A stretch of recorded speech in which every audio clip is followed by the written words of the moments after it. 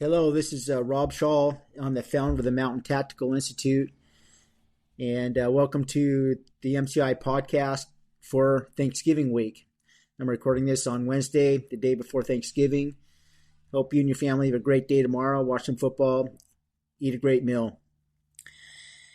Today's podcast, I'm going to go over a couple topics. The first topic is a question I received from an athlete to design a program and how I designed that program.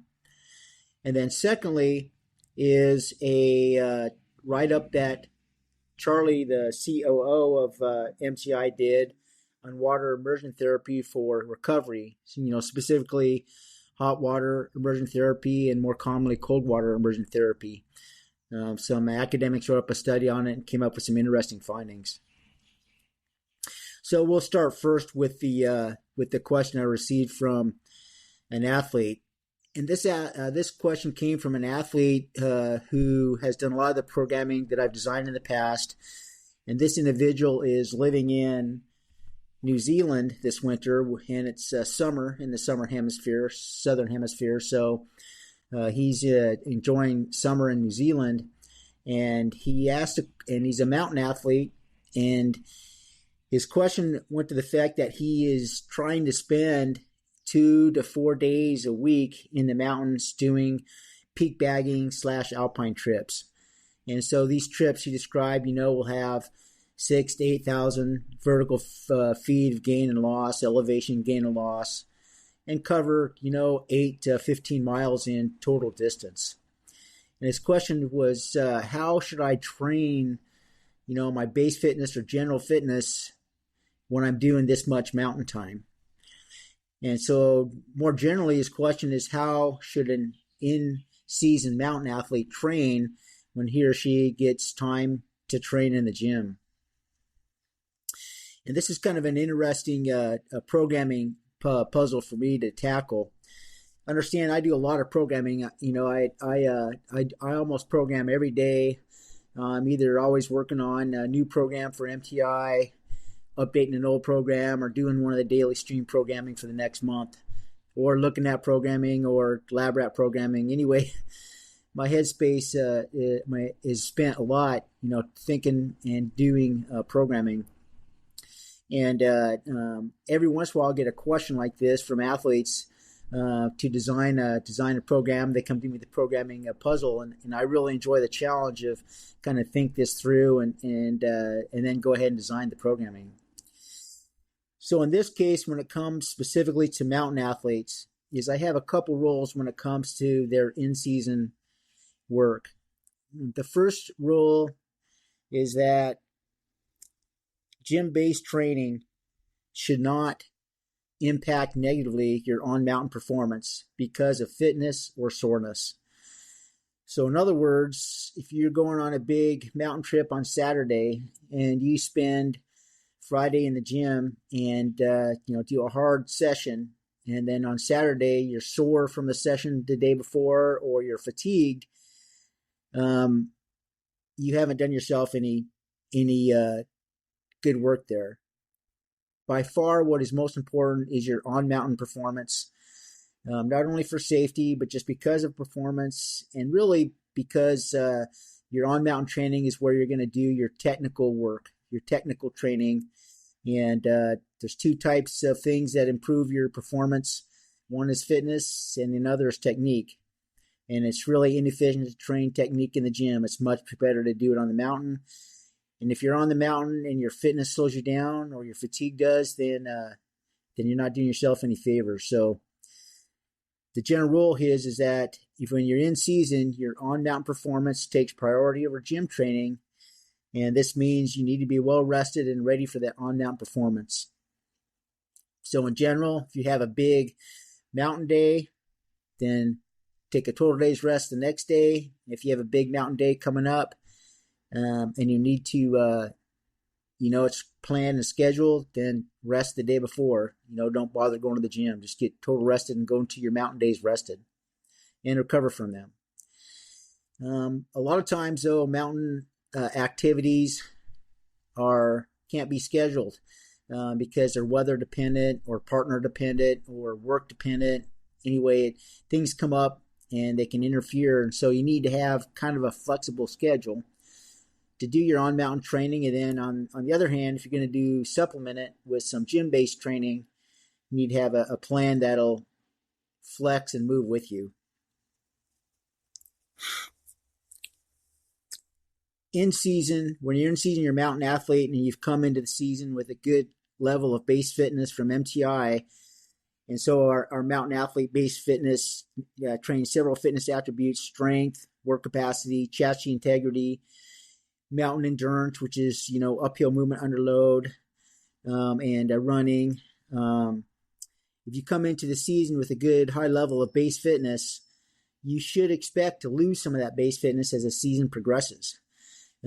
Because you're going to be in the mountains and you just won't have as much time to train in the gym, and then you'll be focusing on your on-mountain fitness and performance. I always tell my athletes, don't worry about losing the fitness. What you're actually doing is you're using the fitness that you build up in the preseason. So don't worry about it too much. At the same time, if we're going to supplement your in-season work, the first thing we need to do is take a look at what kind of fitness you are getting when you're doing your mountain days.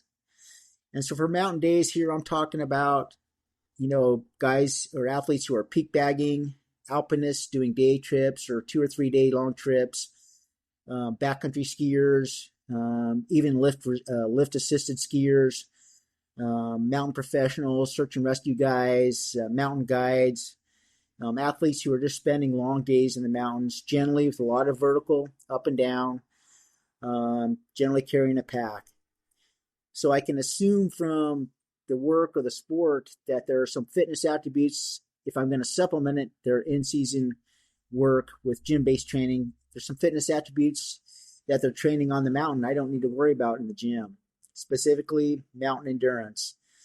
Rarely do mountain trips not involve uphill movement under load, and so I don't need to worry about having them doing step-ups or hiking uphill with a pack. The other thing is rucking. They are carrying a pack usually, so I don't need to have them rucking. And third, I think to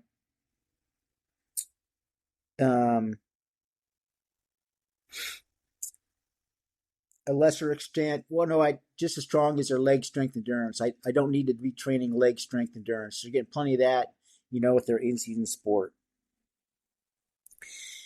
There are some concerns about in-season training, and you're losing the fitness, and it comes to durability. In other words, as you lose your base fitness, do you become more prone to injury? And this is possible,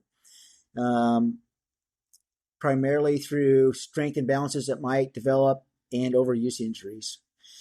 However, research has shown, and my own work has shown, that by far the best way to be the most durable for a sport is to be sport specifically fit for that sport. So what that means, if you come into a heavy backcountry ski season and you haven't been training uphill movement under load or eccentric leg strength, then early in the season, when you're getting your ass kicked going uphill, and then you have to turn and ski down through powder, which is fairly leg strength intensive, if you're not fit for those specific fitness demands, there's a better chance that you're going to wreck or make a mistake or get tired and injure yourself. So by far, the best thing that you can do for your durability for any sport or any activity is be sport specifically fit for that activity. The other stuff, the more general fitness stuff, or in my terminology, the base fitness stuff, is kind of gravy, but it's not the meat. That's your total body strength and other things. What I have found, and one of the reasons that we train strength at MTI, is that in general, stronger athletes, if you come into the season stronger, in general, you're harder to injure. So if you're weak, and by weak, I mean max effort strength, just how strong you are. If you come into the sport weak, your chances of getting injured are higher.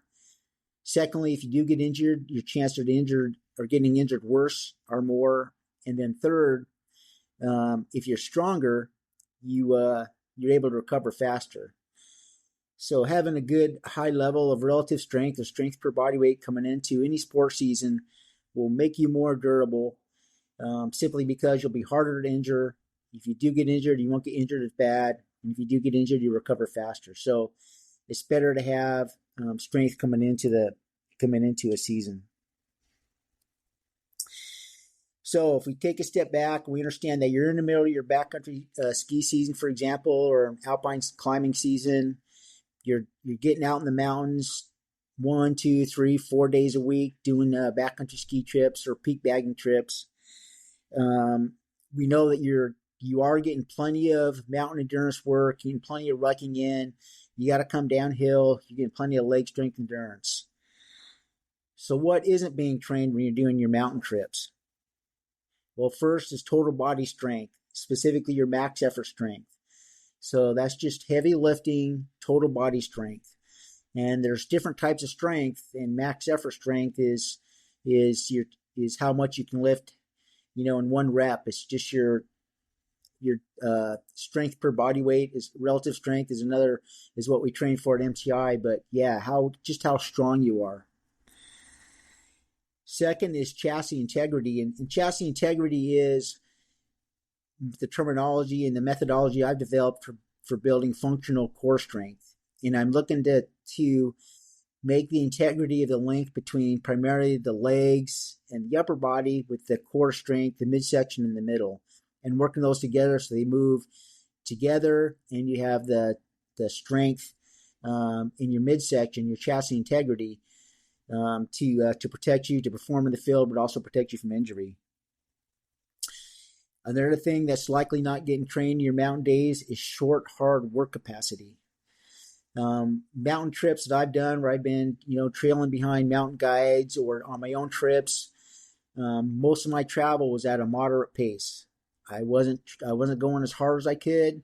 It's just too long. But at the same time, I wasn't going zone 2 training, moving relatively slow. I was moving fast, but something I could sustain. And that's kind of a moderate pace.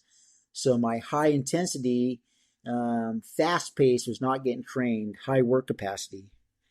And at the same time, my aerobic base wasn't getting trained.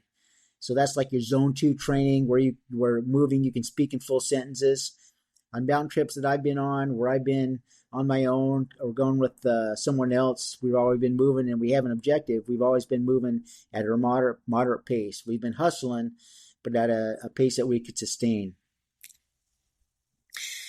So as I'm thinking about supplementing a mountain athlete like this individual in New Zealand, supplementing his on-mountain mountain trips with gym-based training, what I want to do is develop training sessions that cover these areas that aren't being trained. There are these areas of fitness that he might be losing with all of his mountain time. So total body strength, chassis integrity, short-term work capacity, and his aerobic base, or his slow-paced movement and aerobic side, slow cardio, zone 2 cardio. Also, I'm thinking about this individual spending a lot of time in the mountains. I don't want to make super long gym-based sessions. So I want these to be relatively short, quick hit sessions of the gym. Gym-based sessions about 45 minutes long, and for the aerobic base training, just an hour. So nothing longer than an hour, and all the gym work will be done in 45 minutes. And finally, like this individual, he's in New Zealand, he's moving around there, he needs to train at commercial gyms. I can't guarantee that he's going to train in a CrossFit gym that has sandbags and climbing ropes and all that stuff. So chances are it'll be just a regular commercial gym like a Planet Fitness or 24-Hour Fitness or something similar in New Zealand, wherever that is.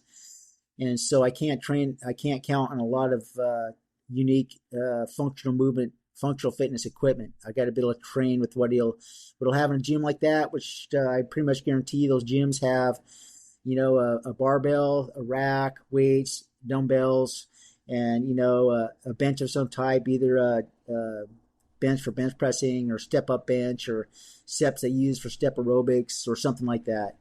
I can't count on plyo boxes. A lot of gyms do have plyo boxes now, but if you don't have a plyo box, you can also just use a regular bench press bench.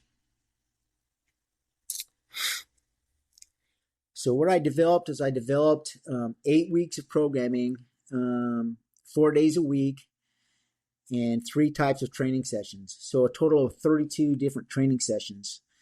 And my instruction for this athlete is just work through these training sessions in order when you get to train under the parameters that you need to take a rest day to recover after a big mountain day, and you should take a full rest day before you go into a big mountain day. So let's say this individual is getting most of his mountain days on Saturday, Sunday, and Monday. That means he's going to be taking Friday off and Monday off or Tuesday off to recover. So Friday off to rest before, and Tuesday off to rest after. So for his gym-based training on a schedule like that, he'd have just 2 days a week to do supplemental training to his mountain days. Of course, that can move around, but that's just what might be a typical schedule.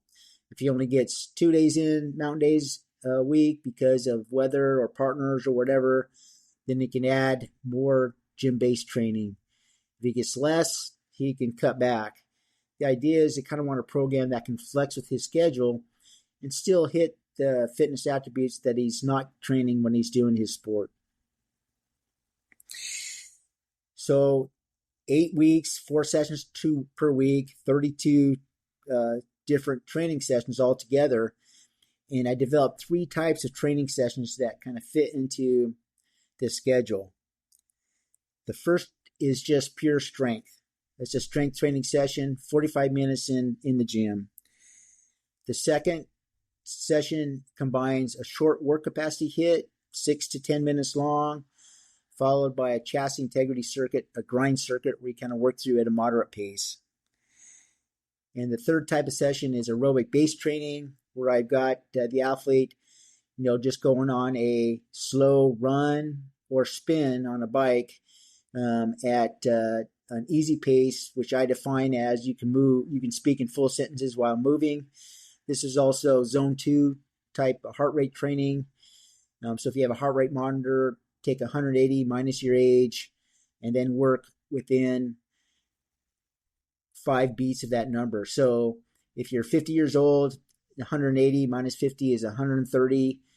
So you want to be moving at a pace that's 125 beats per minute to 135 beats per minute. So 5 beats per minute on either side of that 180 minus your age total. So I want to go into some of the details on how I designed these training sessions. I'll talk first about the strength session. There are 3 types of intensity that we train at a mountain athlete, or that I've defined to use my programming. And by intensity for strength training, I mean how heavy is the barbell. And we have heavy intensity, which is generally, in terms of a 1 rep max, 85% or more of your 1 rep max. Moderate intensity, which is about 75 to 85% of your 1 rep max. And then light intensity, which is like 70 to 75% of your 1 rep max. And the way, if we're not doing a 1 rep max that session, or we don't have one to work off, and in this case, there's no sense having this athlete do a 1 rep max at the beginning of the cycle and then have him work through it, because who knows when he'll be coming back to train strength based on his mountain schedule. The way I modulate the intensity for the exercise is by prescribing the number of reps per set. So this is intuitive, but it trips sometimes the students when I teach courses up, programming courses. If I'm going to, let's say I have 5 sets of bench press, and the first set is going to be 5 by 2 reps. The second example is 5 sets of bench press at 5 reps per set. And the third example is 5 sets of bench press at 10 reps per set.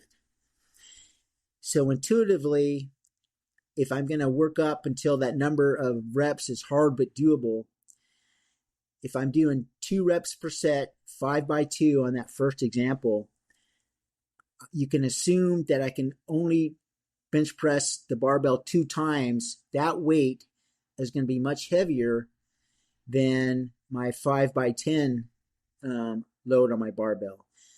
So if I have to bench press, if I have to do 10 reps of bench press, you can assume that the actual weight on the barbell is going to be much less than if I only have to do 2 reps. I'm working up as heavy as I can under the parameters of that rep, the number of reps per set. I'm kind of messing up the way I'm speaking about this, but in other words, let's say that my max bench press is 200 pounds, and now I got to do 5x2. We can assume that I'm going to be able to do 5x2 reps about 185 pounds per set. If I've got to do 5x10, 10 reps per set, that's going to be much less. That's going to be probably 150 or less, maybe 160 at most pounds per pounds on the barbell. So if I've got to do 10 reps, I'm only going to be able to do 135 to 150 pounds per set. If I'm doing 10 reps per set, if I'm doing 2 reps per set, then I can make the barbell much heavier, like 185, 190 pounds per set. So you can kind of understand when I talk about intensity, I can modulate the intensity that the athlete lifts if I'm not doing a 1 rep max without using percentage-based prescription, just by dictating the number of reps per set. And that's what I've done in this case. So for this strength, every strength session in this example for this program has 2 circuits, not counting the warm-up. The first circuit is a heavy intensity circuit. It's 6 rounds of 2 reps, 2 or 3 reps, depends on the exercise, of a heavy classic, either a barbell or dumbbell leg focused exercise.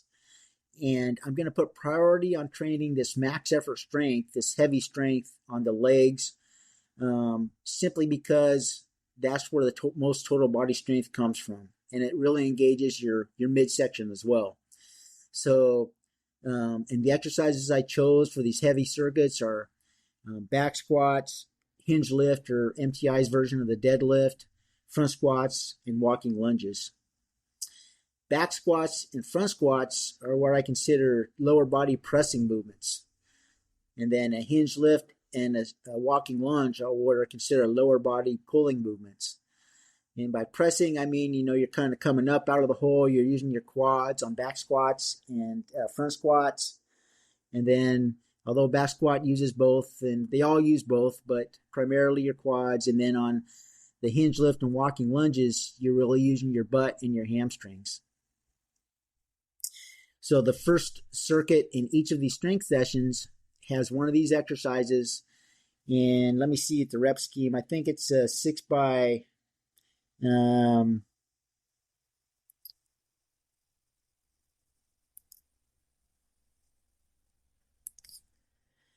for all but walking lunges, it's a 6x3. So, for example, here's the first session.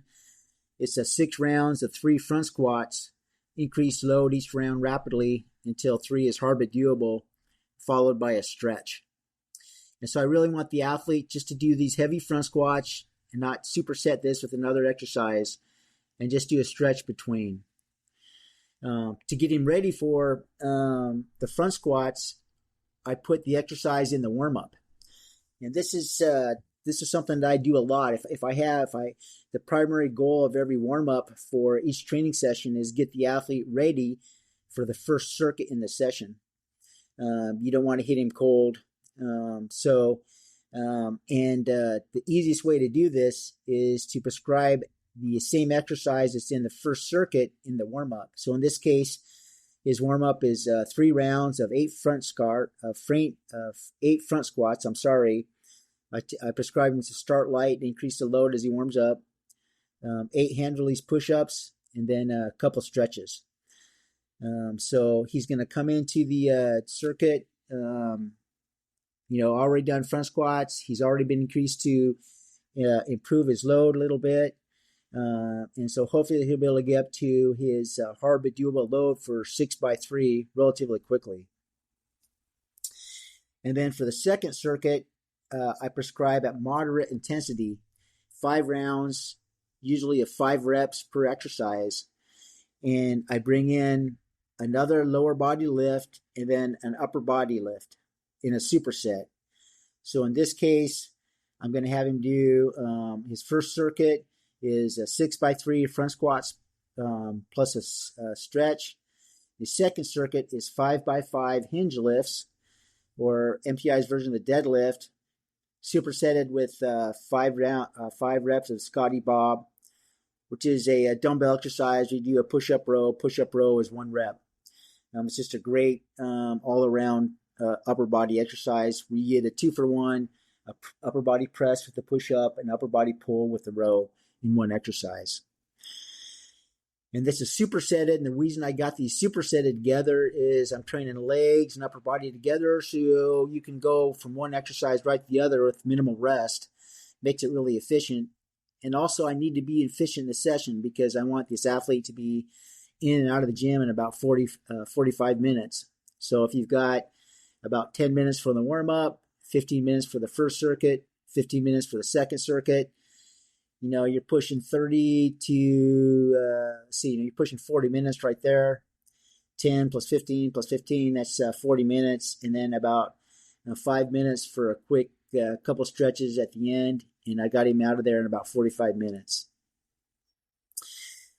So again, my focus here for these strength sessions is to hammer heavy and moderate intensity.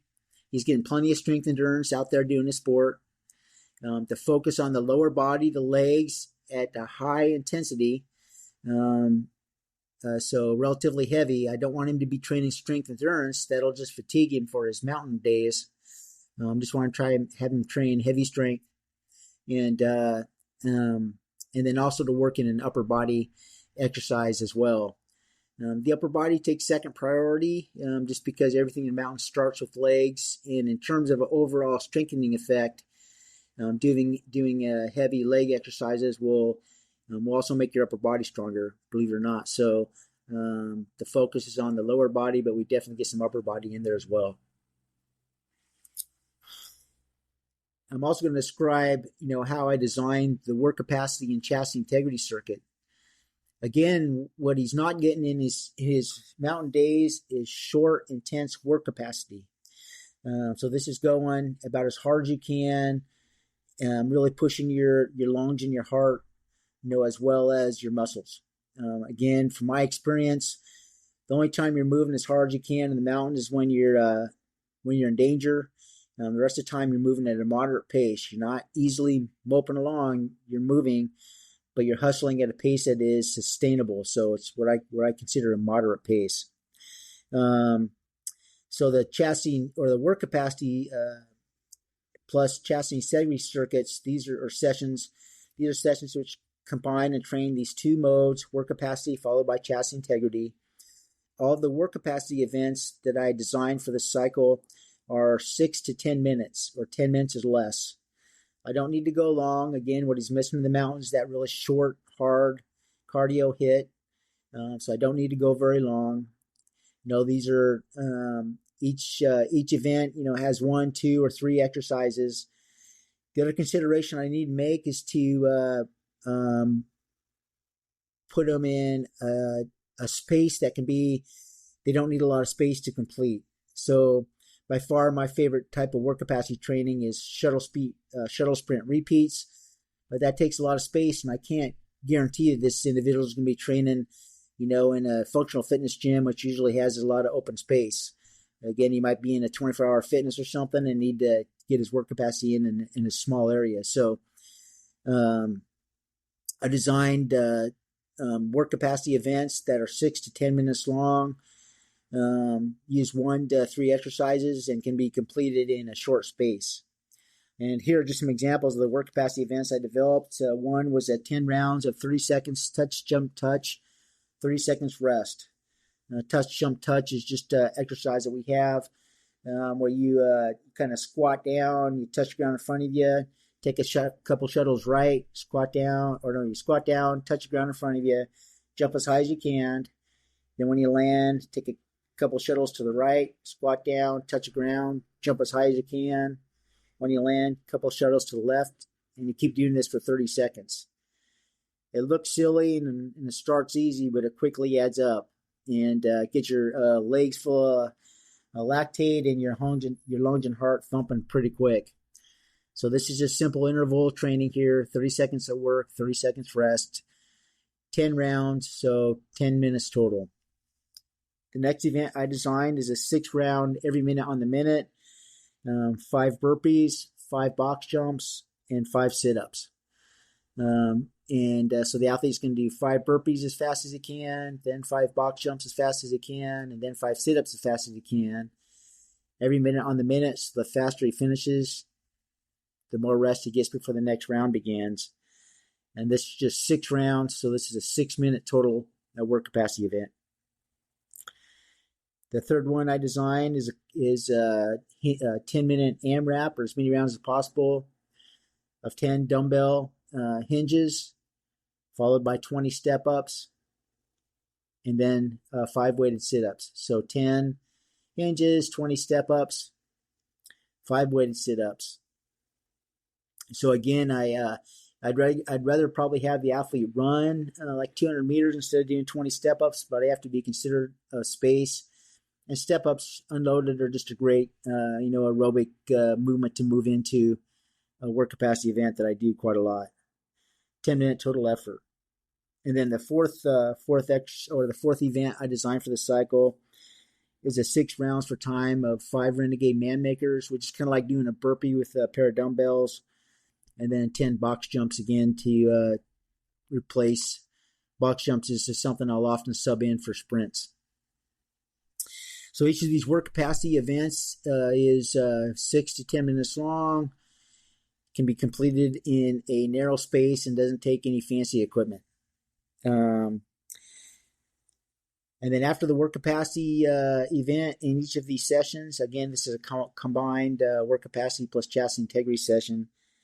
I've designed a chassis integrity circuit, and these are 3 core chassis, functional core strength movements and strength endurance. 4 rounds, I say, at a grind. So you kind of grind through these 4 rounds of these 3 exercises at a steady, not a frantic pace.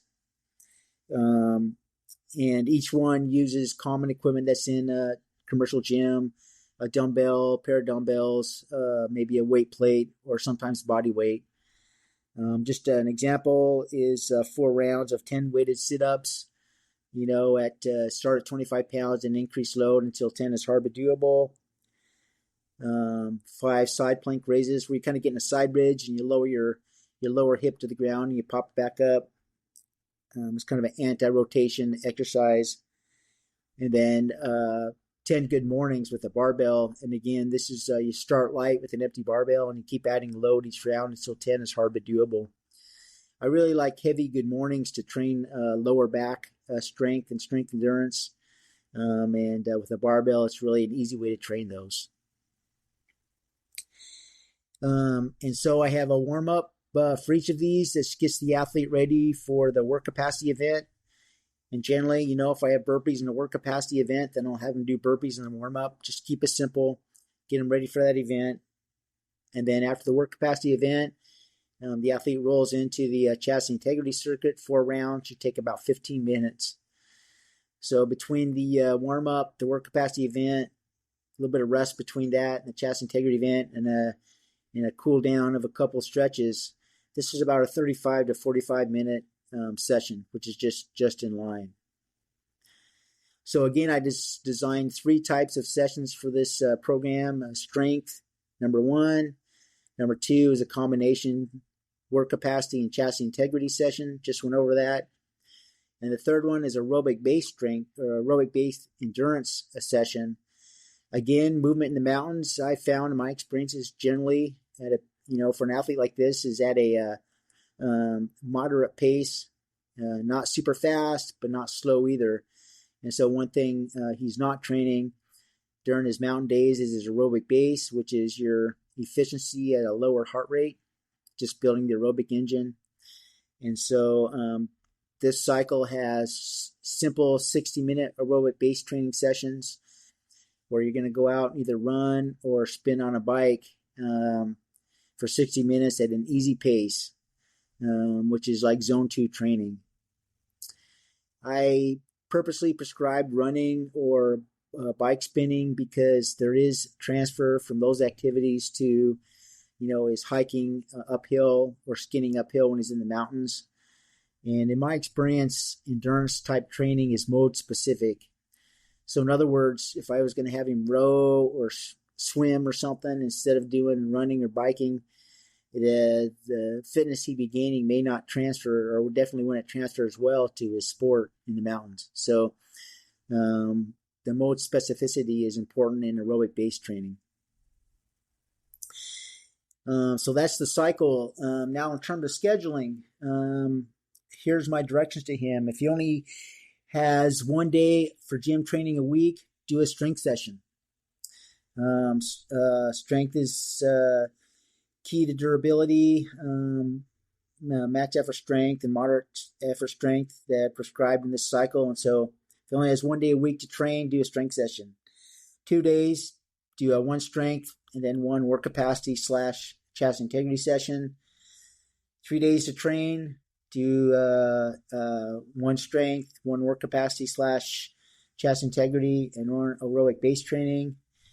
And if he has 4 days to train, go ahead and do 2 strength, 1 chest integrity plus work capacity, and 1 aerobic base training session. So ideally, I've got this cycle here built so that it'll cover and supplement his mountain activities with well-rounded base fitness, gym-based training, so that he can maintain or do his best to maintain his overall base fitness as he works through the season. Again, by far, your mountain performance is most important. And so that means you want to be well rested. So skip training before a big mountain day and then well recovered. So if you have a big mountain day and you're sore the next day, take it off. Don't get in the gym. Just take a full rest day. And then you can worry about building back up your base fitness after the season's over. But during the season, the most important thing is your on-mountain performance. So I just built this cycle. I think I got it posted yesterday. It's called the Mountain Athlete In-Season Training Plan. And again, there's 32 total sessions and about 16 strength, 8 work capacity / chest integrity, and 8 aerobic base. Anyway, it's a lot of geeky strength conditioning stuff there, but we're scholar nerds here. So if you have any questions about that, just email me, rob@mtntactical.com. Now I want to talk about this study that Charlie wrote up. And the study comes from, just let me take a look here, a study write-up in the scholarly journal called Sports Medicine. And it was titled Water Immersion Recovery for Athletes, Effects on Exercise Performance and Practical Recommendations. So there's different types of water immersion therapy for recovery. There's cold water immersion, or CWI, which is just in cold water. Contrast waters, where you go between hot and cold. So either a hot tub and then a cold tub, a cold plunge, or maybe a cold plunge and a hot shower. There's just hot water immersion, and then there's thermo-neutral water immersion. I'm not too sure what that is, but maybe that's just warm water. But anyway, the finding of the study was that indeed, water immersion recovery is an effective tool for reducing muscle soreness. It can also help enhance performance, retention, and accelerate recovery across strength training, work capacity, and endurance training, which is pretty remarkable. To this point, all the studies I've seen in terms of immersion therapy, especially cold water immersion therapy, have been inconclusive. But what this study found is that contrast water therapy, so that's hot to cold, consistently outperforms cold water immersion, so just cold plunges, offering a 10 to 20% increase in recovery across strength, endurance, and work capacity. Hot water immersion and thermoneutral water immersion did not have significant effectiveness on recovery or soreness. So if you have a good workout and you're sore, you get into the hot shower, it's not going to help with your soreness.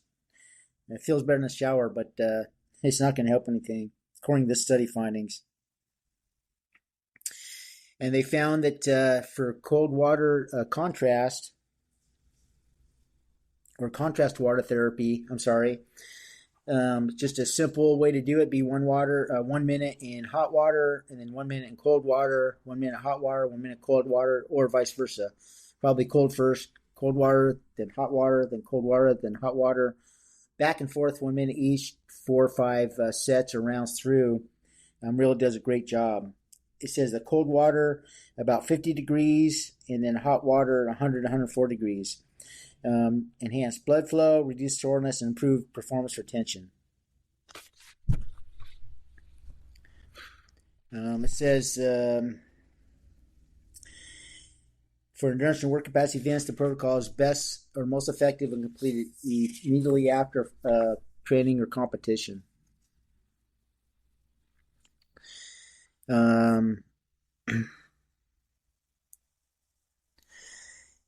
Contrast water therapy, so hot, cold, had a power retention of 15% over just cold water alone. Endurance, the cold water, the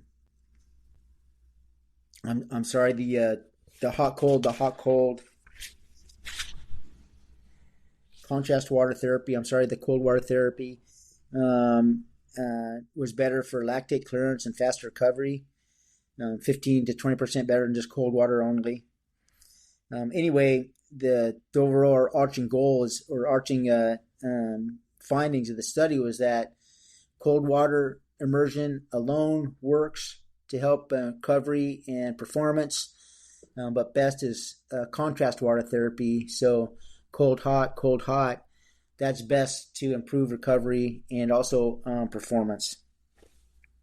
So if you have a choice, just do that.